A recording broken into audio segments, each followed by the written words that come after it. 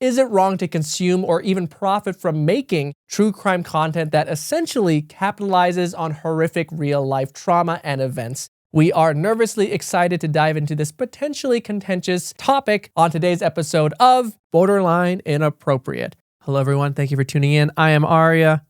Intavong. That's not your... And I thought you were going to say, and I'm Merle, but Intavong is my I'm Merle. O'Neill. Yes. Yes. Fantastic. So we are here today to talk about, well, kind of the ethics, morality of true crime, because here on this podcast, every week we dive into a new topic that's taboo. Yeah, we're cultivating a safe space here. We talk about taboo topics, uncomfortable topics that, challenging questions, if you will. Because I don't know if true crime is necessarily taboo, but I think... Yeah, it is. Well, I think true crime as a broad genre isn't necessarily taboo. I mean, it talks about, it's dark stuff, but I think the question is challenging of whether or not it's good to be consuming true crime content, which is what we're discussing today.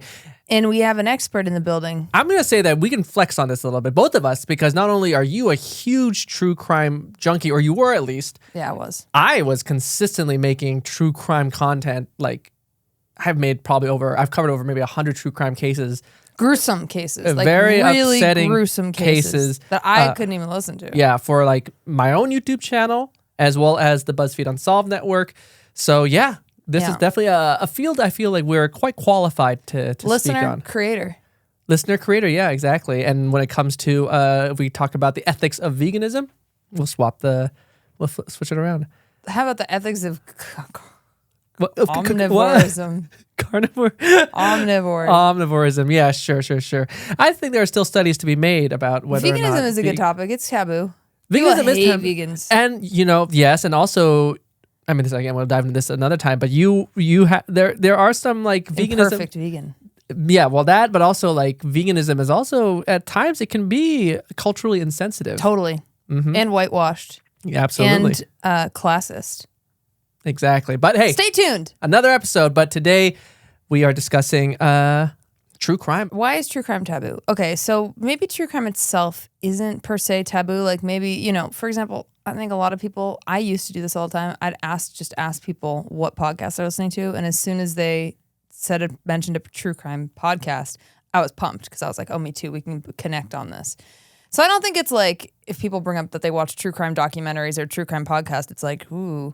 But more so, lately I've seen more and more media outlets and more people in general commenting on how icky it might be that people are profiting on the exploitation of other people's trauma for the means of entertainment and just money.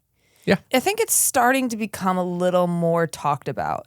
I mean, because I've consumed a lot of true crime content through both documentaries, docuseries, true crime podcasts. I used to shoot my Tasty videos when I worked for Tasty while listening to true crime every single day. So it was like I'd be shooting like a tornado potato, while I'm listening to like this horrendous story about some girl being bound and gagged and like driven off somewhere.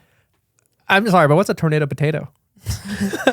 It's one of my viral hits from back in the day. When you take a potato, you skewer it, which is the hardest part. You skewer it through it, and then you take a knife and you bring it around town, and then you stretch it out, and it's like a spiral. Oh, I think I've seen these. I've never had one. Are they tasty? Yeah, it's a pain in the ass, though. There's no reason to make them. Other than just maybe we'll make them for our Patreon members.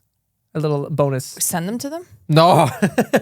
Mail people potato. I'm like, I don't think we can do that. No, I mean, we'll make one and we'll put some behind-the-scene clips on our Patreon. Okay, sure. Which is where you can see ad-free extended versions of these episodes. And you're going to want them. Oh, you're going to want them for potato content. Specifically for the point in the podcast where I start to get loopy. Yeah, there's always a period now where she gets a little...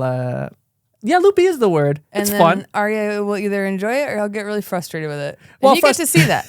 Yeah. A lot of interpretive dancing, a lot of... usually Aria saying something he regrets. Yeah. Oh, yeah. Yeah. That's where the Patreon is where the content you can hoard to eventually cancel or blackmail me one day. Canceling will be another episode. That will blackmail you've set yourself up to be blackmailed many times. Yeah, already. There's plenty out there. It's a separate story for a different day. Yeah. But there are many people I've tried making amends with, so they don't. Well, not necessarily blackmail me, but just so they don't cancel you. They don't cancel me. I'm not gonna put this in the episode. I don't think it makes me sound like I've done horrendous things, no, you which I have not done. This is more like people I've ghosted, for example. I try to mend those bridges. Yeah, you did. Actually, he did reach out to people that he was talking to and ghosted when we first started dating. Well, we're on a segue here. Like, this really is for the Patreon. More and more, I find that people have been mentioning that maybe, you know, the exploitation and the monetization of true crime and other people's trauma is wrong. And I will say, I think that that's a valid conversation to be had. I think that's why it's taboo. I think that's why this conversation is taboo, because you have a lot of people making a lot of money off stuff like this. I am shamelessly a subscriber and have been a watcher of Bailey Sarian's YouTube show where she talks. She has podcasts too. And she has her Dark History podcast, which is really cool. But, you know, she's doing her makeup while she's talking about true crime. And I always had seen comments in her comment section like, seriously, you're going to like do your makeup? And I've heard other people make references of like people doing makeup or like cooking while they're talking about true crime. I even tried to do a true crime cooking combination show. But then I chickened out a little bit and I was like, oh, I don't feel like I can talk about gruesome stuff while I'm cooking, of all things. So you did something a bit different though. Your ones weren't necessarily like mysteries. They were more mysteries, but yes. So that's where I settled. I was like, I feel morally comfortable here in this area of like the disappearance of Agatha Christie and like kind of more like Elizabeth Holmes. I did one on Elizabeth Holmes while I made food. Yeah, I think for sure. I think the true crime as in general is not taboo because so many people consume it, but the conversation about the ethics and morality of it all, that's what's a little taboo. It's kind of like an uncomfortable subject to talk about because, yeah, like you mentioned, there are Bailey Sarian, she's fantastic. She's really good. Like, you know, she knows I want to be her friend. Like the way she does her makeup fantastically, but just the way she can tell a story. Like when I was making true crime content, I was like how did you remember the entire case? I think she's a genius. I need when I was doing true crime content, I was pausing all the time to check my script. And like at one point I had to get a teleprompter. And she's like casually talking about it, like in conversation. It's like, yeah. And she's so good at it. That said, what's taboo, I guess, is also because like creators like her are so popular. Like I don't want this to seem like we're taking a dig at her. No, and I'm obsessed these other with her. creators, but you know that there is a conversation to be had about is it okay? Well, yeah, is it icky to be like for people not just her, but other creators do this too. Yeah, just doing your makeup or cooking while you're telling a gruesome true crime story. Listen. It's not just on the creators of this content. It's also on the consumers. Why do we want to hear this stuff? That's also kind of taboo. Like, why do I want to listen to a story about a woman having a man break into her apartment and like the gory details of like whatever may have transpired and then maybe she survives, maybe not. Most of the time they don't. Most of the time, actually true crime, they don't. Yeah. You know, or it's unsolved. So it's like, why do I want to listen to that? Like, what do I want? Yeah, I agree. And I was just piggybacking on the fact that you're right that most of the time these true crime cases don't end with them surviving. And those are the ones that tend to do better. I know. I know from my experience telling true crime stories, the ones where it's a gruesome title about some woman, usually a woman, getting chopped up, getting tortured, those are the ones that the higher performing ones. When I think about myself and what I used to look for in a true crime podcast, I think... and this is so fucked up, but I think I actually would look for people that like reminded me of me. Interesting. Because I like, for example, like the Ted Bundy case. Well, first of all, there's a whole other icky taboo topic to do with romanticizing serial killers. Oh my God, yeah. Ted Bundy's type was white brunettes with like straight hair. And I feel like I found some sort of morbid fascination with that. Also some sort of really fearful thought that like my mom was alive and was young during the time and she would have fit the profile. And she's beautiful. Yeah, she's beautiful. And she back then would have had long, straight brown hair. So anyway, I'm just like, why is it like I don't know, people have their own like I would more likely watch women's true crime cases than men's. There's more women, I guess. That's also the other thing. I think that's actually a big part of it is why. But yeah, I mean, you're also hearing about like children in some cases. It is embarrassing to think about. Like, it's embarrassing to talk about listening to true crime. Maybe that's another reason why it's taboo. Yeah. Like, when you really talk about it and you really think about it, instead of just being like, oh my God, you listen to true crime? I listen to true crime too. You listen to this podcast or this podcast? How about this case? Isn't this case crazy?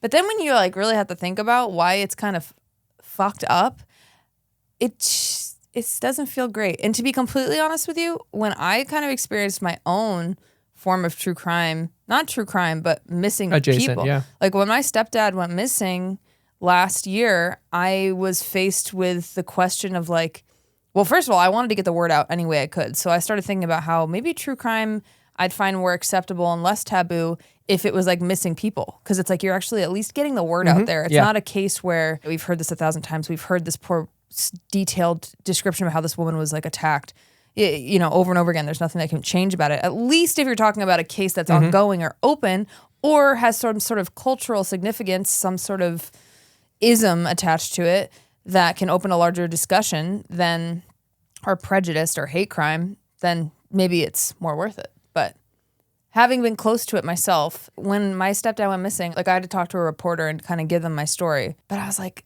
I can remember trying to think to myself, would I be okay with someone listening to this story for entertainment purposes? Because I remember having that question in my mind. And the answer, honestly, I think was yes. I don't think I would have minded because I thought that it might shed light on how seniors are forgotten in this country. But then again, if somebody's telling the story in a lighthearted way, making jokes about my grandfather or in some way like making light of the situation, then I wouldn't be okay with it. And again, I know it's not exactly true crime, but it's missing people. I mean, yeah, it's adjacent. I would say adjacent. It's in the sphere. It's in the sphere of like real traumatic events that happen in the world. Yeah. Yeah. So I just think, actually, I didn't even think about that when we were going to do this episode, but that's another perspective where that's how I would feel about it. It's a good question to pose to anyone listening right now. Like if you had something traumatic, even more traumatizing, like someone in your family was murdered, and let's say the case is closed, like there might be value to an unsolved case involving your family getting out there, getting the word out there. I can see merit to that, but like, would you want a story about, I don't know, an immediate family member, your mom getting cut up into bits, being told about in I want to say jovial manner, basically being told one way or another for profit or for clicks. Like it's that's where the ickiness comes in. I mean, so I think it's very clear where your stance and mine is. Your stance is different to mine in a way because I was actually not a huge true crime consumer before I started making true crime content. You very much are the listener and I was the creator because I don't really listen to very many podcasts. But you watch docu-series. I loved true crime docs. So. That's the thing. I did consume a lot of true crime documentaries. And I think I did so also because I enjoyed the craft. I love the craft of filmmaking. And so seeing the different ways documentary filmmakers approached a true crime story was very interesting to me. I wasn't watching kind of the generic true crime docs and enjoying those, but like the ones that were kind of like elevated in concept, those are the ones that really got me. Like you take inspiration. Exactly. I as a director, I just like, I enjoyed seeing how they would craft telling true crime in a way that's different than just me, as I did, standing in front of a camera, just yammering on about gruesome true crime details. But yeah, my history with the field has been just that. I just fell into the BuzzFeed Unsolved network, which is BuzzFeed's true crime supernatural channel. And I fell into it after I did a documentary called Serge. It was about my father's missing best friend. An incredible piece of work. Thank you very much.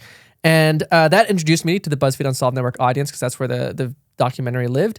And then I guess they just kept me on that channel. And I just it was during COVID. And so I just started doing true crime videos from home for them. And I wouldn't say I was not fascinated. I think growing up, I was always interested in unsolved cases and true crime cases. Like I remember a lot of the cases covered on Unsolved and stuff were cases I had already known about. But I certainly didn't think I'd be covering true crime cases. It's not really a passion of mine. I never was, and it certainly is not anymore. I am done with true crime content. It's like there's very little about making true crime content that appeals to me, or even watching true crime content, honestly.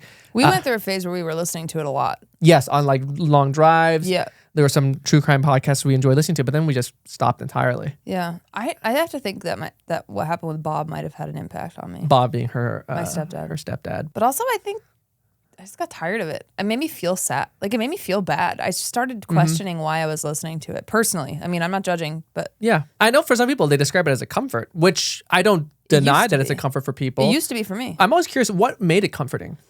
Well, okay. I pose this question to anyone listening as well if you want to leave a comment. Here's the thing. I think I was in a different category than some people who are more hardcore. I never watched like Dateline at night. One of my very good friends, she has talked about watching Dateline and falling asleep.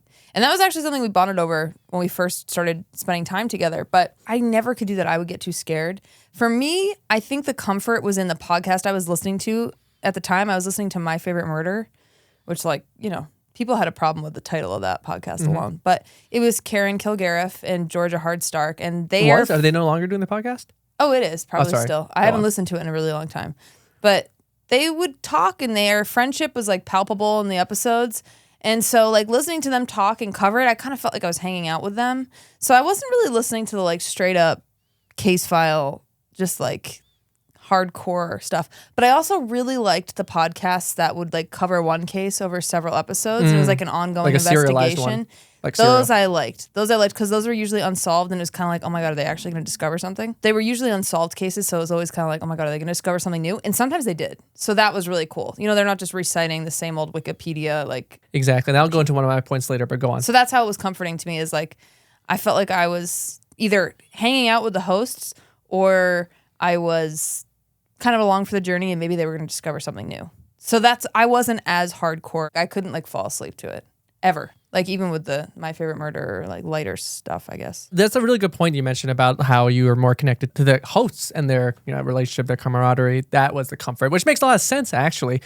When I was listening to podcasts, I remember though that whenever it was always you picking the podcast because you were just more familiar with them, like the true crime podcast. And I always remember preferring the ones where they just told about. I didn't want any banter about the case. Oh, yeah. I just wanted to hear the case details and get into the story, Which is creepy. which is creepy. And I think that maybe I was just more, the banter didn't do it for me. I think it's nothing against them, but I just think maybe it's just because subconsciously I was like, I don't really want to laugh about this dark thing. Like, I don't get, like, that's a good like kind of point. like the forced, like, That's true. I don't know. Yeah, there's a lot more like tomfoolery and other ones I would listen to, like Last Podcast on the Left. You didn't. Exactly. Yeah, and that's nothing against them. I love them. Yeah, no, Merle loves, you love the shows where that's I probably why it like was the comforting people for you. that are Yeah. hosting the show. And for me, when it comes to true crime specifically, I'm like I don't know. I think it just never clicked for me, like the idea of like having like podcast banter around a true crime case where people were most often just like, murdered, kidnapped, terrible things. Yeah, I guess like my question is like, is it any less terrible to just get to the gory details? One way or another, I don't like it anymore. Yeah, And I don't think I either, ever fully really. did. I was never listening to true crime podcasts if you weren't there. Because like I said, I don't really consume Yeah, but podcasts it's in general. you're still consuming true crime content, like with the That's true. docuseries. That's very so true. you can't just say just because you didn't listen to podcasts, you didn't subscribe to true crime. That's very true. But I will say that when you were watching Less these, than me though.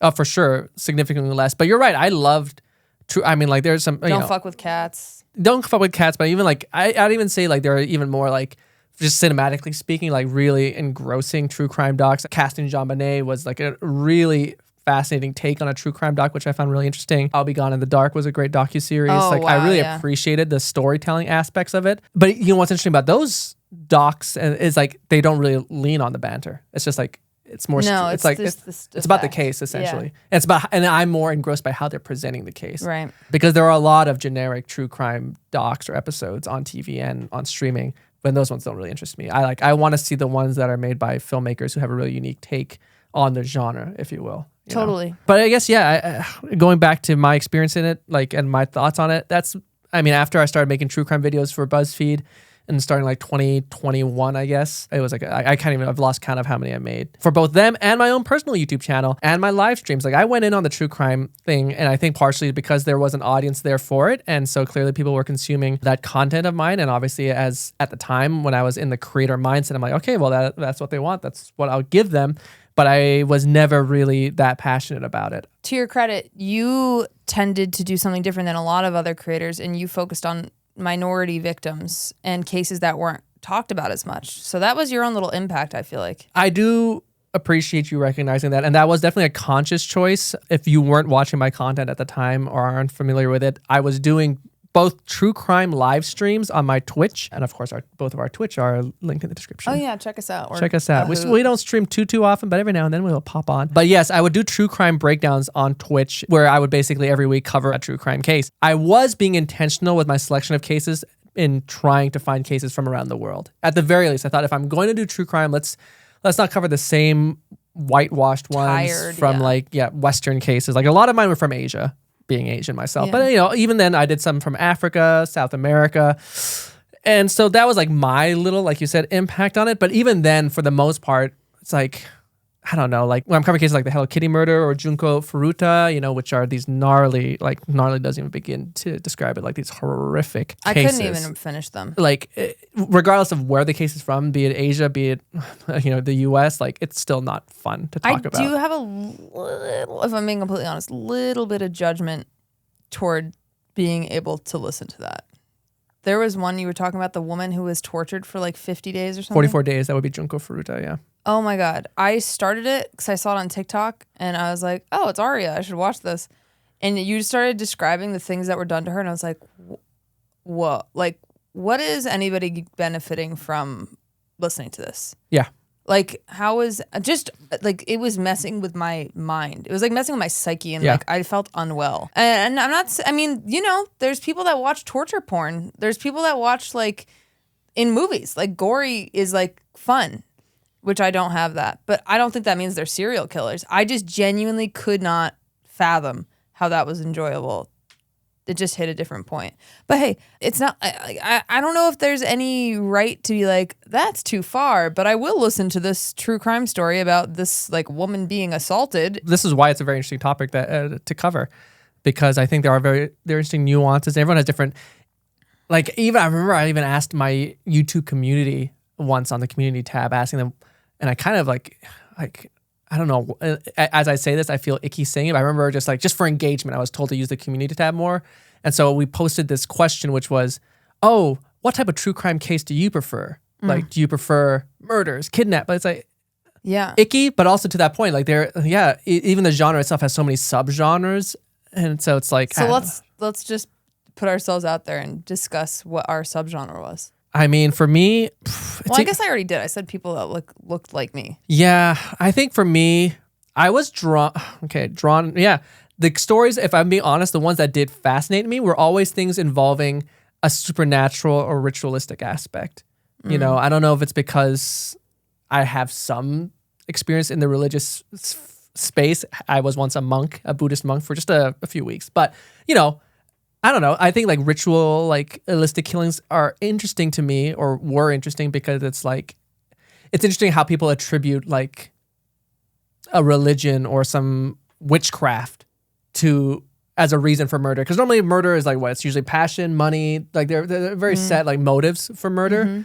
But when it comes to like ritual killings or witchcraft based killings, I found those interesting to learn about, because I feel like I'm also learning about a culture, because normally they were very like culture specific, right? You know. But ultimately, I lost interest in doing any sort of true crime, and I'm going to be transparent here. And I actually, at the time of this recording, I haven't like announced it on my YouTube channel, but like, yeah, I am done with true crime content. It's interesting because up until a few months ago, I was planning on going pretty much all in, or for the most part, all in on my YouTube channel, just doing regular true crime content. And I think, truthfully, if I did do weekly true crime content, there would be a lot of money to be made there, because on an inconsistent basis, when I was just ripping those true crime breakdowns from Twitch onto YouTube, those were terribly they were just like choppy editing of a true crime live stream, bad quality. There was no real B-roll or anything like that. Didn't look great.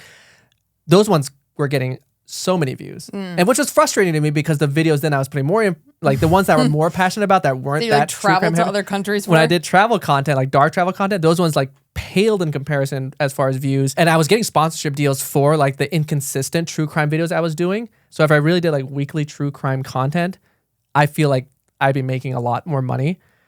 But there is no passion. What cost? At what cost? And then that's the thing. Like, it's like, again, it goes back to the question. I'm not the question. It goes back to the point that at that point, I am really just profiting off of retelling these terrible things that have happened to real people and have impacted real families. And there is like a very serious point you made earlier, which is that most of the cases that are popularized, I mean, I even said it myself, a lot of the cases I would listen to were people that looked like me, white women. Like those cases tend to be brought to the surface, whereas there are so many other people whose stories are not being told because they don't look like me. Like John Benet Ramsey, blonde, young, white girl, is kind of like, I mean, that case blew up, but I don't think it's a surprise. You look at the top, like most viral serial killers, a lot of those cases the victims are white. Yeah. You know, Dahmer is an exception.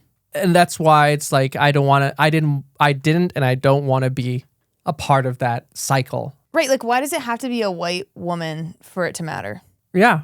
And unfortunately, but then when you get into the mindset of a creator where you're like, okay, now I'm going to be grinding for views, for money, you'll be more heavy hitters. You know the heavy hitters, and that's why there's so many. That's why so many of the same cases are covered, and that's why I tried breaking out of it and covering more cases internationally. But even then, I still wasn't finding like the creative fulfillment in it. And I get it if for some people it's just a paycheck, and that's fine. But for me, as a creative, I want to be doing more with my work. And that's why I tried doing dark travel content on my YouTube channel where I would travel to other countries. And I would cover some true crime cases, but not so much. But at the very same time, I was They were spooky. They were more spooky in fun. nature. And I was trying to highlight larger cultural issues. You know, like one of the few true crime cases that I covered at home in my home studio prior to the move that I was like proud of was a case where I covered the murder of Dorothy Stang in Brazil, who was The Eco Queen. The Eco Queen. She was combating illegal logging in the Amazon. And so I covered the case of her murder, but I was using it also to spotlight this very real issue of illegal logging in the Amazon.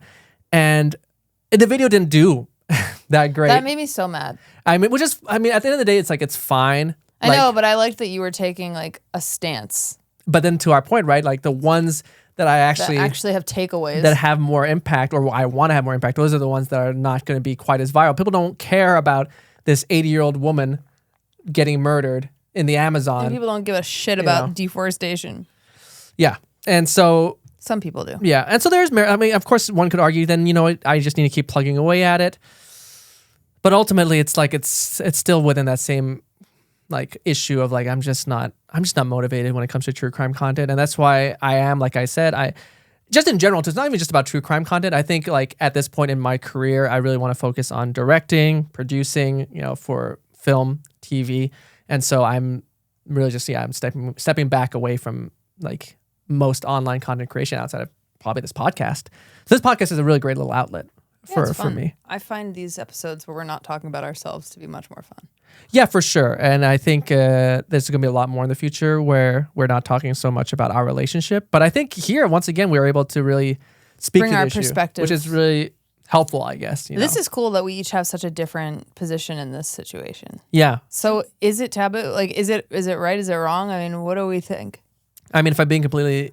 Because I don't want to sound like I'm judging people. I mean, like so many of the people who follow me because of my true crime work. And I'm sorry if you are still following me because you expect more true crime content. I guess that is your answer. You're not making it anymore. I'm not making it anymore. But whether or not I feel like it's wrong, I think a lot of it is wrong. I think there is good that can come out of true crime content. Like I said, like if there were, I would love to see bigger creators tackling cases from around the world in an impactful way. Because like again, there are cases from around the world that fall into the same category of Western cases that are just gruesome for the sake of being gruesome. But if you're covering stories like, I was planning to go to Nigeria and doing some dark travel content there and just filming some true crime adjacent stories like about child witchcraft accusations in Nigeria.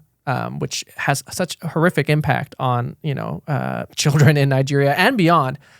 And I wanted to cover these types of stories. And obviously I am repivoting my focus to elsewhere, but I would love to see bigger creators who have the resources to cover those stories do so, because they probably have a larger audience that will listen and will, can justify kind of the cost of making that content.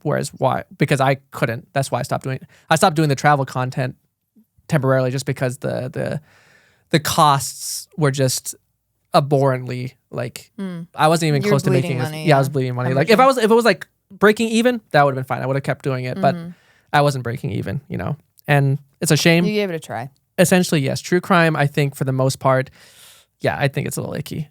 But if true crime is done right, and I would love to see other creators, bigger creators, do it in a more impactful way, then I think there can be a lot of good that comes from it. There are some people that do. There's that woman on YouTube also, Kendall Ray. Kendall Ray does a lot of missing people's cases and raises a lot of awareness to lesser known cases.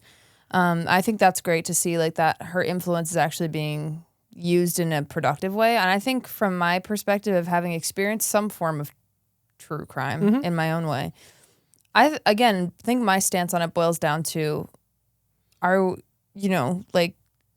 what is the takeaway? Like, what is the impact it can have? And are you glorifying the killer? And are you sympathizing and being empathetic and telling the full picture and story of the victim's life, you know? And what can other people actually take away from that? Like, are there any takeaways? I guess it's like there's a lot of things in life that are going to be popular, but may not be the most morally leaning things in the world, like fucking fast food, burgers, eating meat. Super popular. If you sell meat at your restaurant, depending on where you live, probably going to make more money. Do you have a moral conflict with eating meat? You know what I mean? Like, there's so many other ways. Like, you can do it. You can keep. This is where I get into my vegan soapbox. Imagine that's what this is all about. It's good. But that's like one example I can think of off the top of my head. It's like, okay, fast fashion. Yeah, you're gonna look great maybe if you buy some stuff from Shein or whatever the fuck that thing is called. But like, at what cost? It's like, yeah, you can consume this stuff. With true crime, I think the people it might hurt the most are the family members of the victims. If they're listening, you know, a lot of the time they don't want to be re-traumatized by seeing their loved one's name splattered all over the internet or all over, you know, a podcast or YouTube. So that's another thing to think about, but I don't think it's going anywhere. So I think if you're a creator in this space, like you just said, look for the why you're doing it. Maybe try to find a way you can impact the world in some small way, or some message you can have people take away from it. And if you're a consumer of this content, just think about if you think it's, how does it sit with you morally? I wasn't able to stop listening to it till it really didn't feel totally right to me. Yeah. And that's okay if you disagree. Well, for the listeners, like, I really don't want it to feel like I'm judging you for, if that does bring you comfort and that helps you get through the day, fair enough. You know? Hey, I just listened to a true crime podcast. Did you? Let me just make this clear. I just listened to a true crime series, because those are the ones I tend to listen to now instead of just like the episodic cases. I just listened to one called The Root of Evil. And it's all about the Franklin Lloyd Webber house and the family that lived in that house on Franklin, which is right near where I used to live, actually, in LA. And essentially, it's telling about the horrendous story of the family that lived in that house and the murder that took place. But what I will say is, at the last episode, the family, they all had their own separate, I won't spoil anything, but they all had their own trauma surrounding what went on in their family.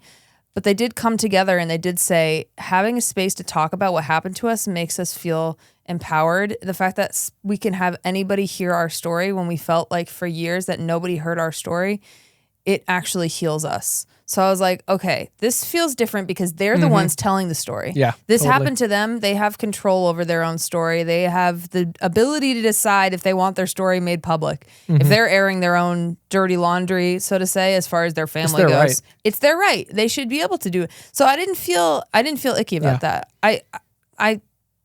That's probably where I'll focus my energy moving forward. Either podcasts or documentaries that are like shedding light on some issue that's connected to a case, or people that were involved in a case that want to like reclaim their power. Not as a consumer, but as like a filmmaker, I'm in that same sort of space as you. Like, if I am to do more true crime content or go back into it, I would only want to exclusively do ones that involve the people in the case. I've covered more than enough cases that are just me, like you said earlier, regurgitating basically Wikipedia facts. My research was done by an actually very talented research team, but essentially you are just regurgitating very gruesome facts, and that's what was not creatively fulfilling. If I were to return to the true crime space and making some content around that, I would want to do kind of, like you mentioned, something that feels like there's more of an impact and that involves the people or the family members or people that actually were involved in the case, you know?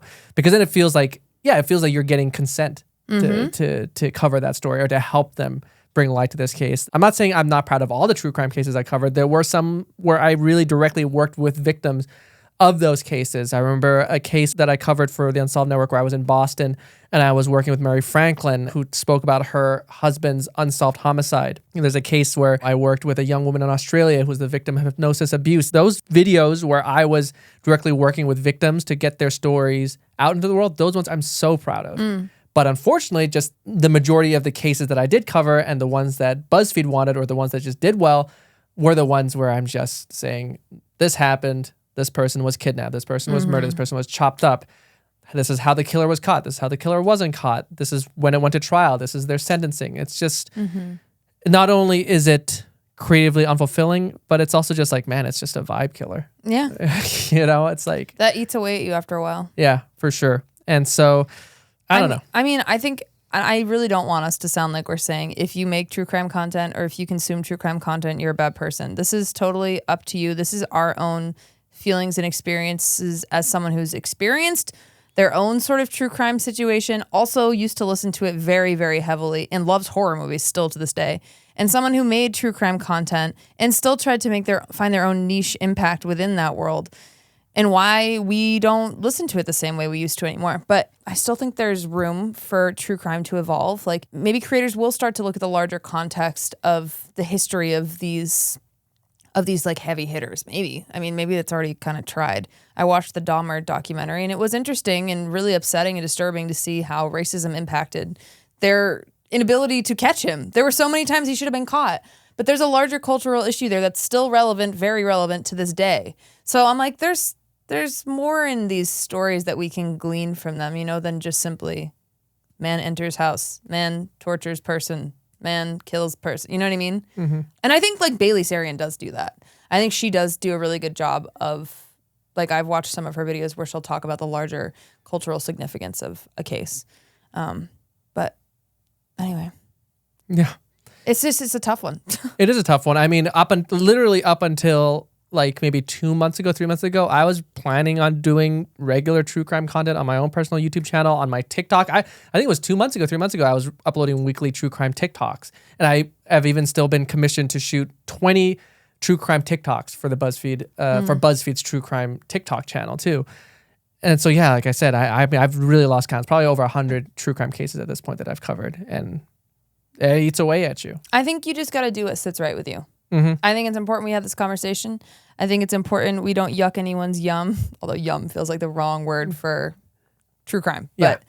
But if it is a comfort, if it is your source of income, whatever, this is just our thoughts. Simply our thoughts. We'd love to hear your thoughts, and we'd love to know if you heavily disagree with us, if you think we're being too like judgy. I don't know. I don't think we are. No. If you disagree, we'd love to hear why. If you agree, we'd really love to hear why. No, and we want to hear either way. And going back to your point, it is about the why, especially for creators. That's why I stepped away from it, and I am stepping away from it, is because there is no why other than potential profit. But then it goes into profiting off of other people's trauma, very real trauma. And that's when the moral and ethical issues really come into play for me. At least with horror movies, it's not like based on reality, unless it is. But obviously, some are partially inspired, but for the most part, yes. I mean, they said like The Strangers is inspired by he got a knock at the door and nobody was there. Strangers, potato sacks over their head. Yeah. But that's inspired by what? The director apparently like got a knock on the door while he was staying at like a rental or something, and then so I'm like, it's a very loose interpretation. Yeah, exactly. And obviously, there are some movies that are direct biopics, but. Again, very different, I would say, for the most part. That's another episode. We'll talk about horror movies another time. Yeah, because we both love horror movies. I don't even necessarily know what's taboo about horror movies, but... Oh, there's a lot. There's gore, the reason, like the fact that people... I mean, my mom hates horror movies, and she doesn't understand why I do it to myself. Sure. She does not get it. Yeah. I mean, people that don't like them do not get why people like them. Yeah, that's true. I remember... I once posted, it was like a template on Instagram that you could fill in, and the template was like listing your top 5 comfort horror movies. And I got a lot of questions from people asking like, what the fuck a comfort horror movie is. But hey, that goes back to the true crime thing, like comfort horror, comfort true crime. I mean, like, What are your 5 comfort true crime podcasts? No. I could tell you what mine were. Mine were My Favorite Murder, Last Podcast on the Left. What was the one with Ashley Flower that we listened to sometimes? Was it Crime Junkie? Crime Junkie.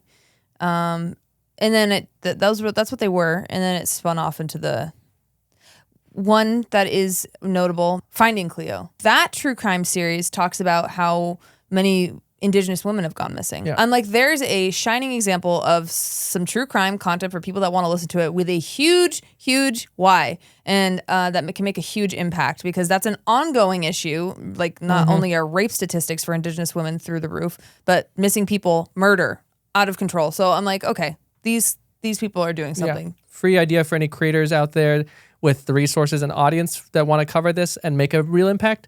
Highway of Tears, similar story. A lot of Indigenous women gone missing across the Highway of Tears near Vancouver, BC. those are the type of cases I would love to have covered myself, and I wanted to cover. But again, I'm taking a little step back to focus on my directorial efforts outside of the space. But again, those are the type of stories that I would love to see covered, and those are the type of stories where I'm saying yes, true crime can be hugely beneficial to bring awareness to these issues that can make an impact on missing persons cases, missing people's cases, Missing persons, I think is correct. Exactly. So I don't know. That's just one of many. I think.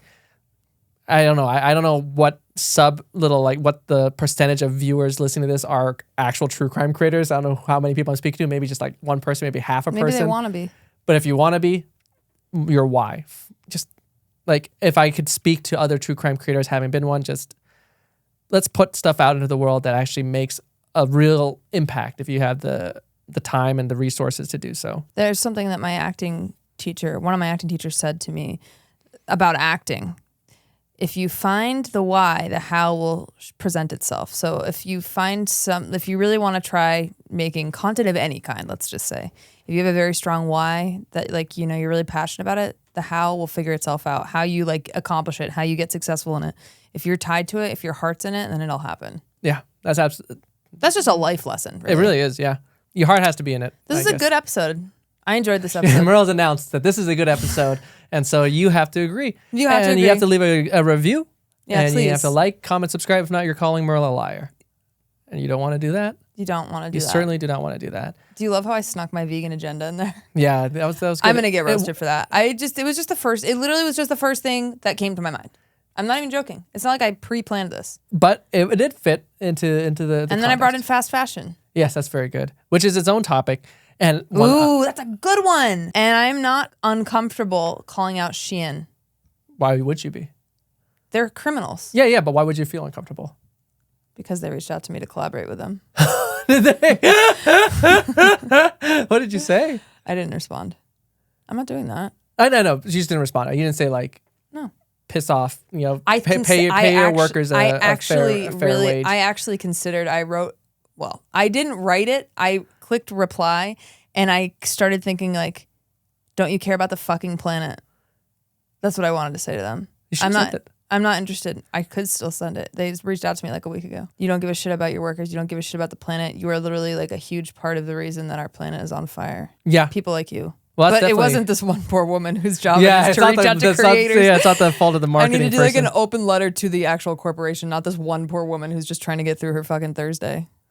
So, I liked this episode. I don't care if you like this episode. No, I do care. I hope you liked it. Actually, I really hope you did, because I want to do more episodes like this that aren't just directly tied to us. Yeah. Our relationship. Yeah, absolutely. And that's Please not to say give us more No, we like the relationship stuff too, but I don't like it. I start to feel self-conscious talking about our personal lives for too long, too much. Yeah, absolutely. There's some things I like to share, but and those are the ones we cover. But healthy balance to things, as with everything in life. It's just like the thing I said about that why and the how. I love talking. True crime was a passion at one point. Loved it. So it's fun to talk about. Absolutely. Okay, send us more ideas, more taboo topics that you'd like us to talk about. Yeah, leave comments. Leave us a comment with, It really helps engagement-wise. I know it's cringy, but it's true. That's true. We want to make sure that we are reaching as many people as possible and growing this lovely community, which you can also be a part of on our Discord server, which you do have to be a Patreon member to access. Yes, it's but only it's for a Patreon fun members. time.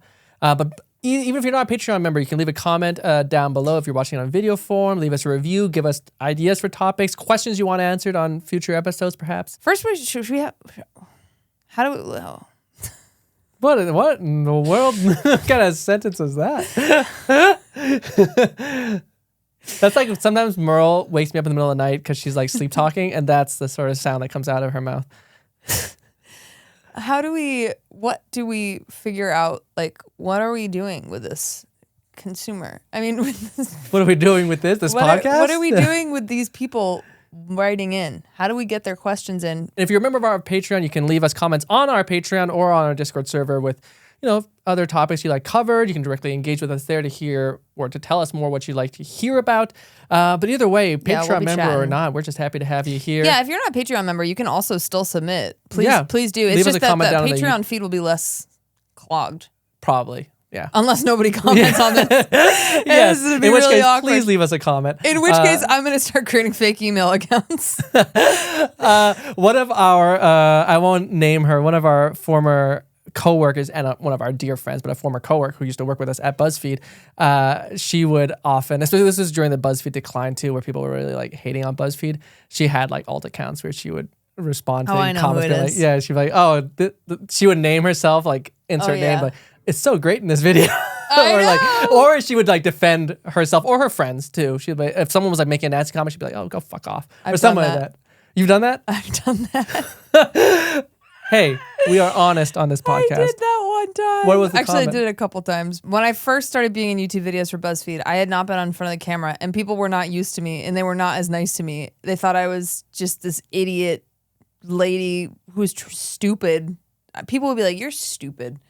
They just said that? Yeah, they just be like, "You're stupid. Do you understand that you can like come across intelligently? Actually, maybe you can't." And it was such a like, deep cut. Fuck, dude. That's like one of my biggest insecurities is like people. I want people to think I'm smart.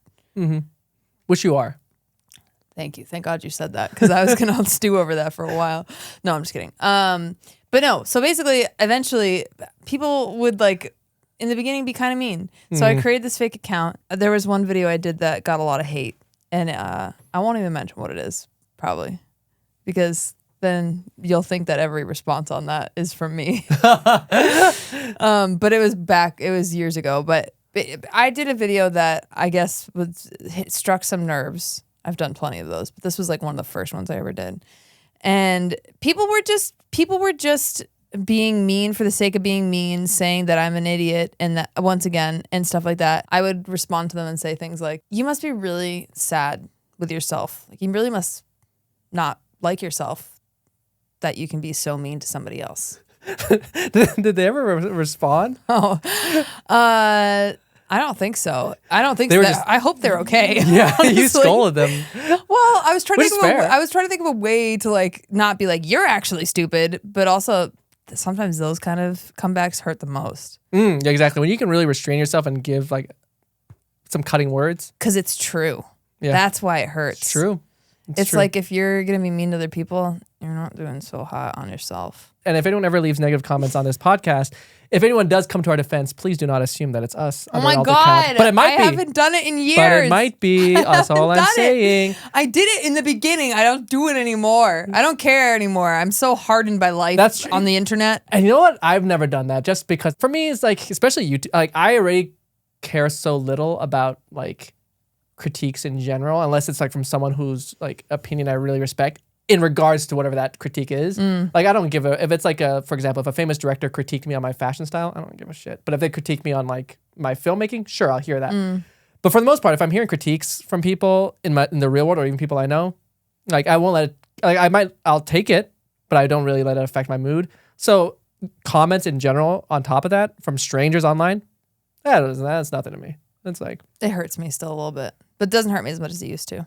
Yeah. Depends what it is. Depends. Like if it's something like that, like you're dumb. That's true. I have responded to a comment on my YouTube channel where like when they just say something so like it's like something that's covered in the video and they attack me for like not having mentioned it. And I'm like, it's in the video. Yeah. Then I'm like, I don't even like yell it. I just say, did you watch the video? That's the comment I would respond. Yeah, no, honestly, that's the change now. Now I respond as myself. Yeah, that's true. I respond as myself too. Now I don't care. I don't need a fake account anymore. But I did used to do that when I was too nervous. But now I don't give a shit. I'm like, well, also because now it's not on BuzzFeed videos. It's on my own YouTube channel. So I'm like, I don't need to create a fake account to defend myself. This is my house.